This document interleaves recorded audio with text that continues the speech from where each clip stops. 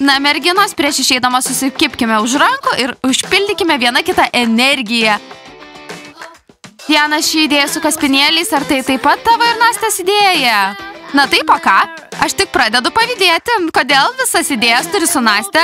Na, žinai, Knopa, kartais viskas baigėsi. Ir draugystė taip pat. Nastė, aš juokauju. Taigi merginos einam. Merginos, pamenat, mes rodome tik gerą pavyzdį. Ir elgiamės puikiai. Velės, Diana, aš taip nekenčiu būti tobula. Nastė, tu turi pamilti tai.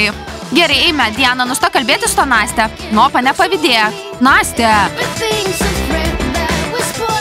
Na ką, zuikės, einam, nauja mokykla laukia. Draugai, tik pagalvokit, dabar čia tikrai ateis šaunus mokytojas. Kokia jūsų reakcija? Draugai, sveiki. Aš esu jūsų naujasis mokytojas. Atidarykite sąsiuvinius ir užsirašykite temą. Ir tik įsivaizduokite, jeigu ateis labai juokingas mokytojas. Draugai, atsidarykite sąsiuvinius ir užsirašykite temą.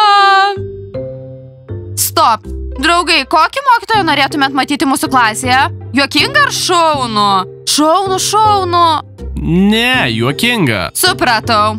Mano mokytojas laimėjo. Turiu kitą mūsų mokytojo versiją. Pasiruošę pamatyti?